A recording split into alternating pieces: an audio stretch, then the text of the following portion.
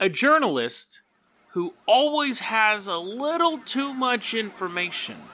And then we take a look at a murderer who was caught via the testimony of his victim's ghost. Today on Dead Rabbit Radio.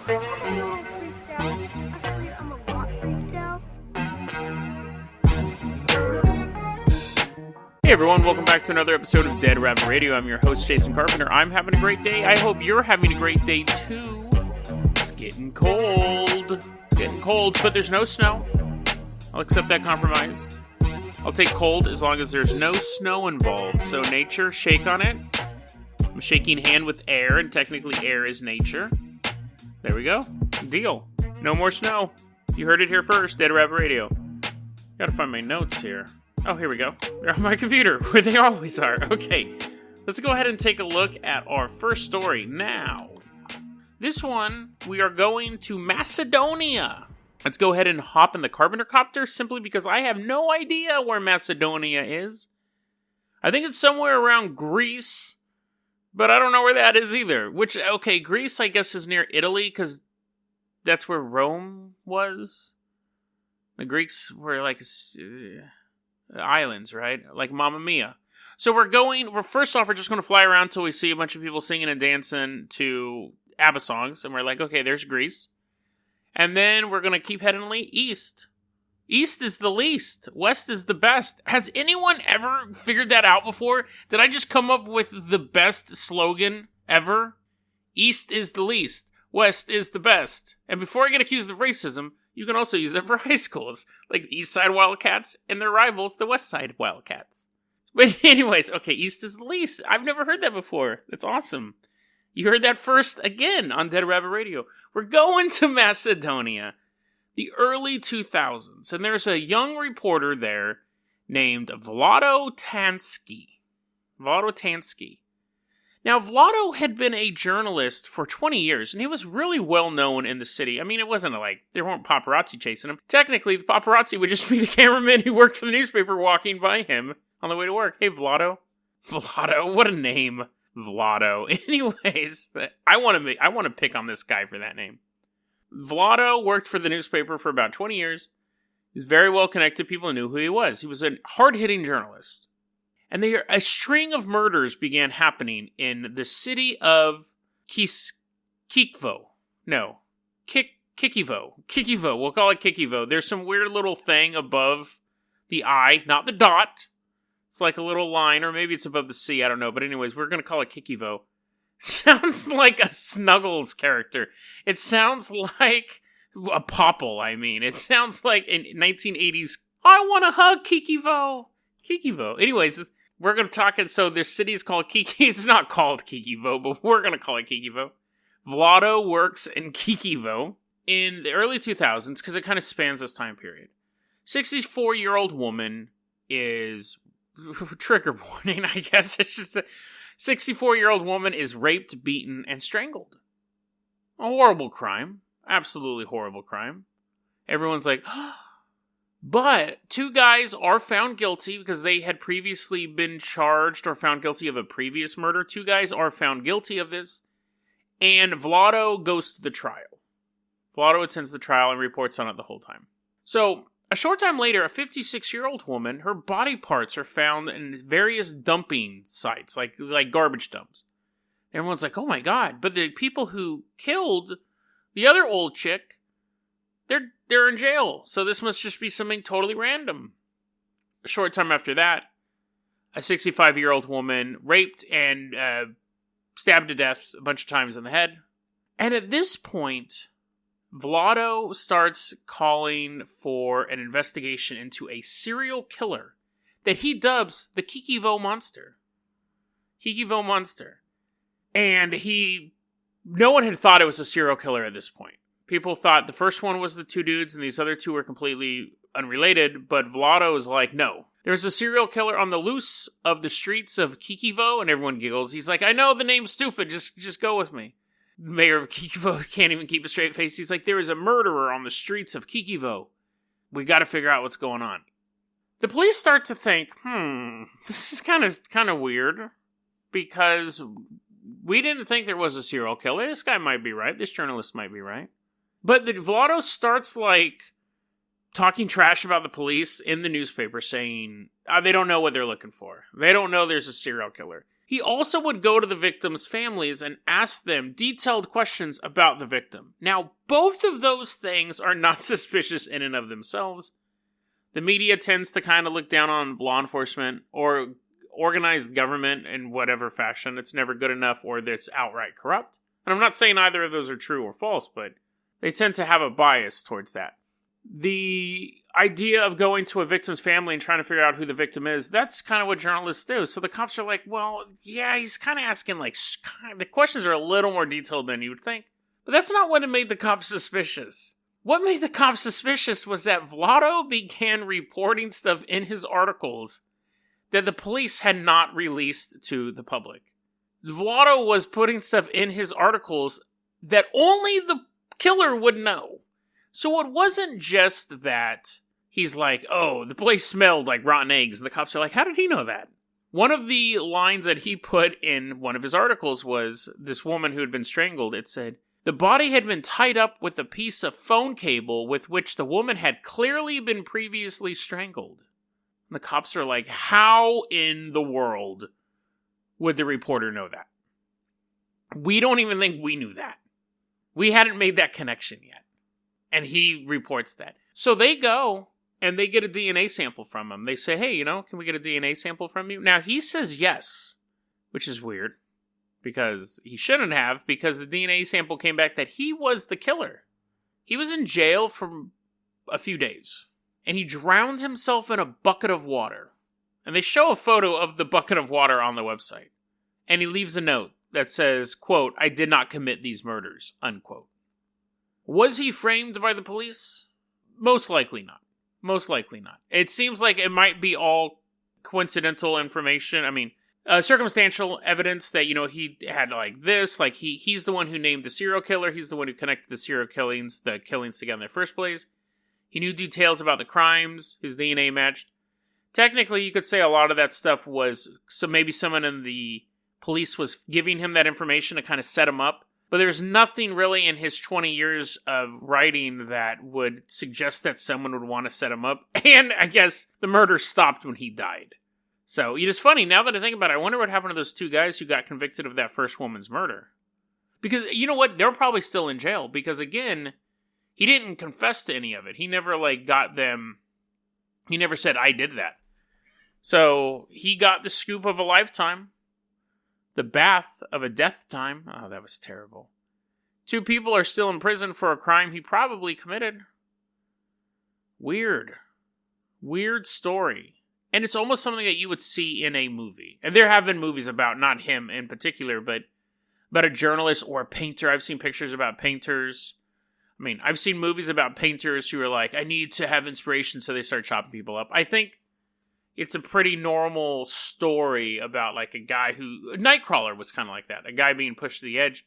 What's weird, though, is that this guy seemed pretty normal throughout his career until this happened. So that makes me even think a little more. Was he set up by somebody else? Or was this guy a killer for longer and was never discovered and finally wanted to get recognition not just on the front page, but in the courthouse? But that's wash either because he killed himself. I don't know. It's a weird setup. It's a weird story. But that's it. No one's looking into it now. They just go, he did it and he drowned. Maybe it was a setup. I don't know. I probably have to look into it a little more. I didn't think about that. Okay. If I find out anything more about this guy as far as some sort of conspiracy, I'll jump back on it. But for right now, though, we are going to jump into our next story. Now, our next story is kind of along the same lines because it involves a murder. But this one also involves spooky... Actually, it's not a spooky ghost. It's quite friendly. The year is 1977. A year after I was born. Imagine me as a 1-year-old baby with my first microphone in my crib. That's what those things are called. Sometimes I feel like an alien that I can't pronounce normal words and forget what... Anyways... The year is 1977. It's a chilly February in the city of Chicago. Chicago, Illinois, in case you didn't know that. We are going to join a middle-aged woman. Man, this episode's full of old women. We're going to join this woman. She's in her... I guess I should have written it down, but she's like in her like late 50s, early 60s. Her name is Teresita Basa. She works at a hospital. Now, she was talking to one of her friends, and they're like, hey, what are you doing tonight? And she's like, I'm having a friend over tonight. We're just going to kind of chill. Ooh, is it a romance? No, silly, we're just friends. And so, I don't know where that came from. Anyways, Teresa said goodbye to her friend. Goodbye! And her friend's like, bye! And they just kind of wave at each other for a while. Teresa Basa goes on.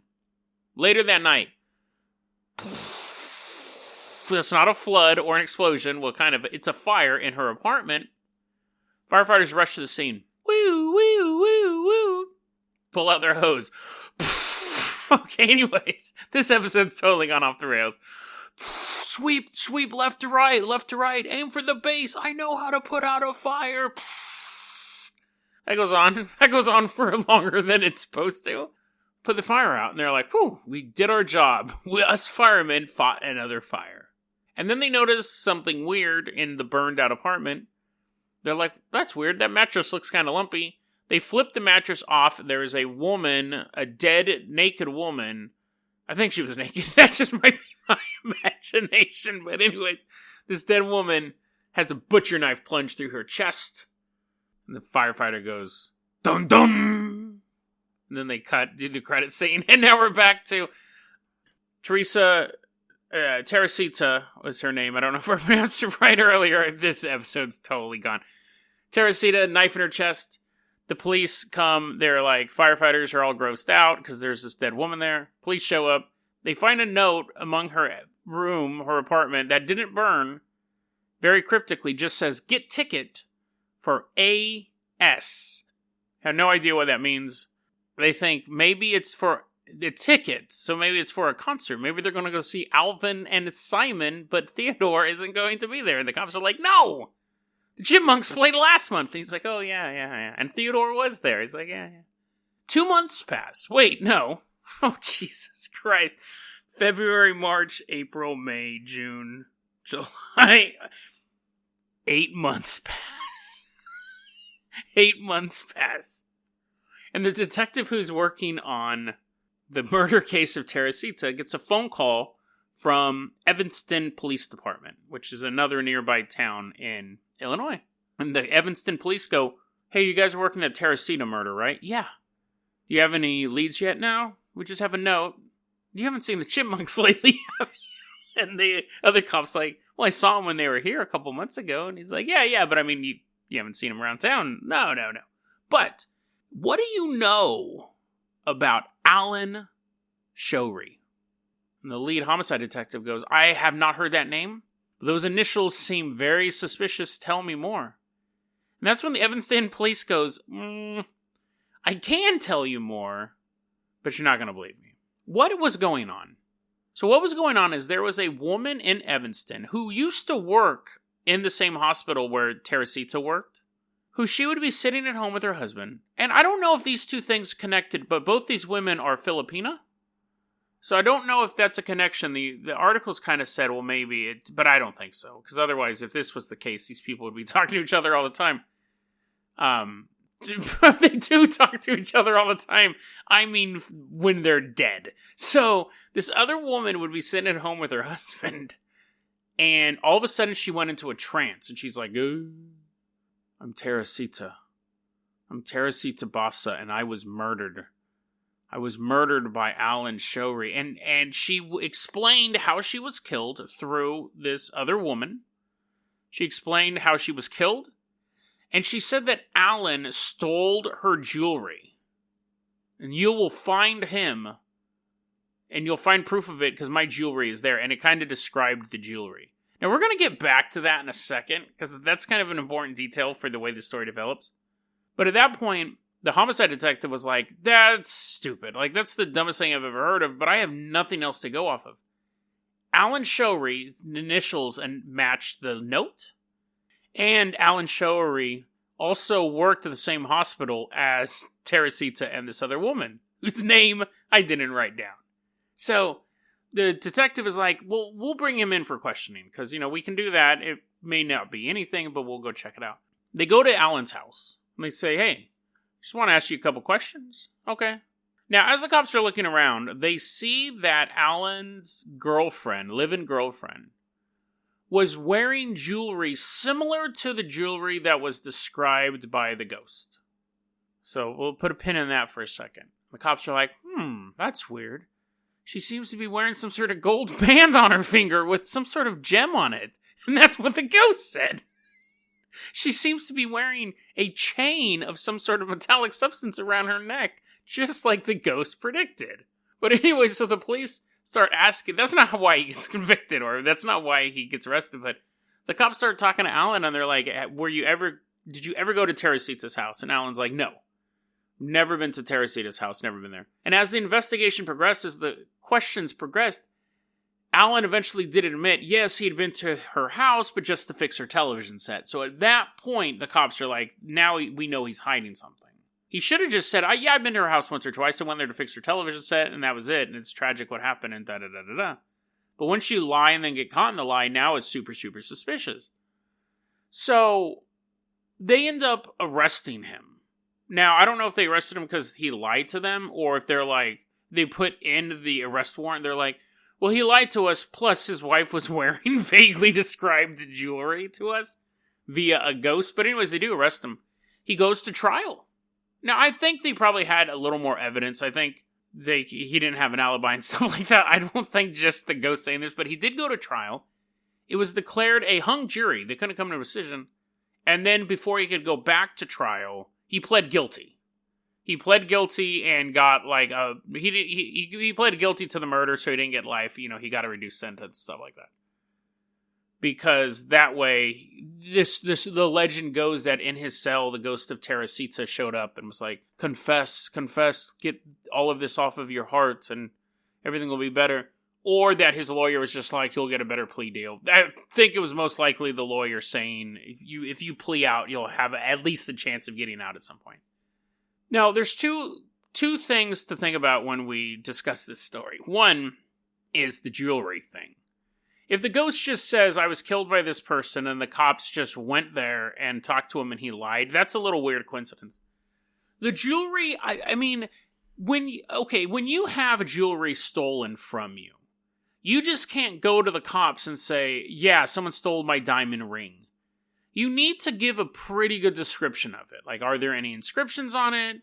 What's the cut of the diamond? I mean, they're not expecting you to know, like, the 4Ks and have the little monocular magnifying jeweler's eyepiece is what it's called, or something like that.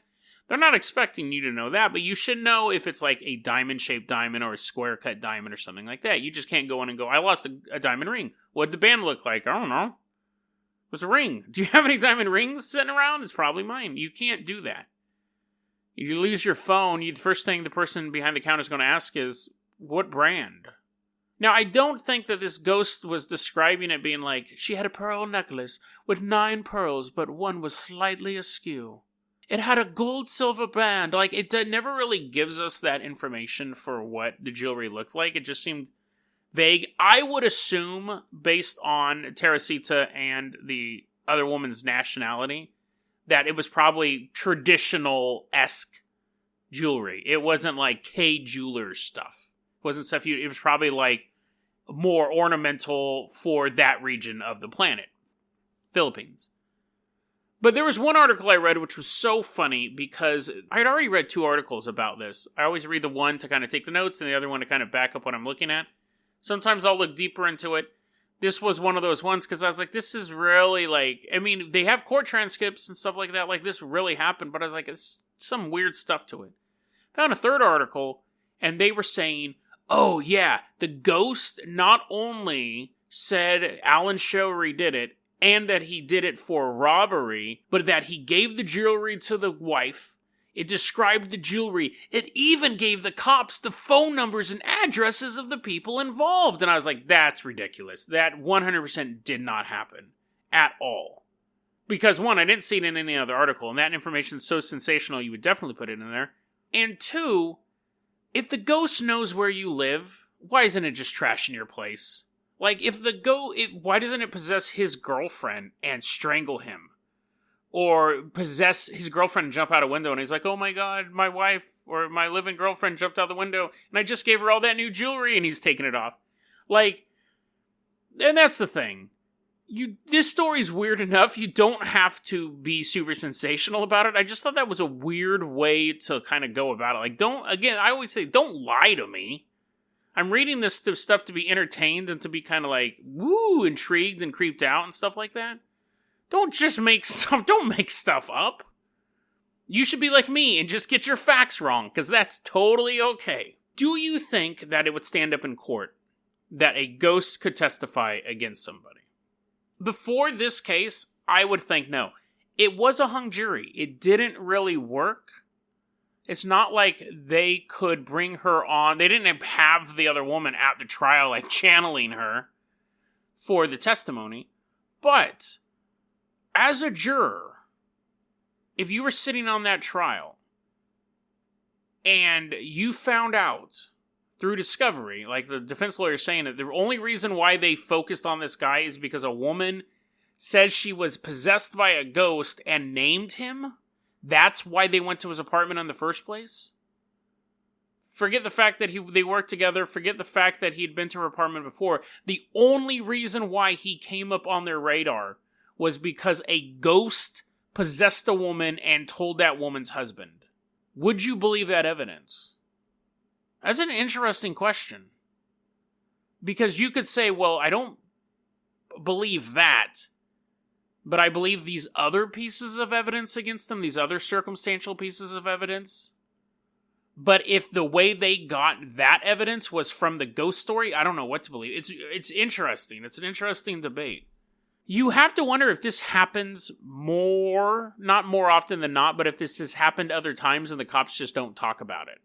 Like, the cops are doing an investigation and they get someone, like some little girl being like, I know who killed my daddy. The ghost in the closet told me. Cop's like, what? The ghost never leaves my closet and he saw who killed my daddy. Okay, creepy sounding kid, what happened? Well, the ghost man in the closet. The ghost man in the closet saw my uncle do it. I mean, that cop's not going to put that in a report. The cop's never going back to that house either. But it may steer the cop in the direction to start looking at that uncle. Who knows? Who knows?